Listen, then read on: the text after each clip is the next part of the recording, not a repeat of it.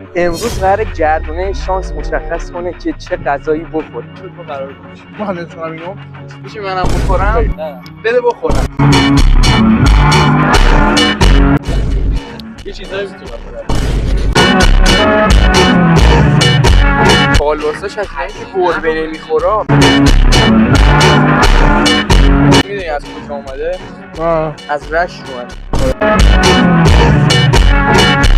بچه‌ها همیشه سعی بکنید بخورید.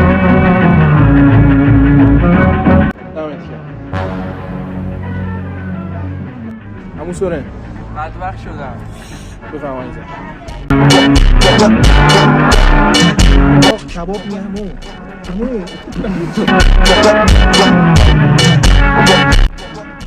مزه آراد میده سبزی.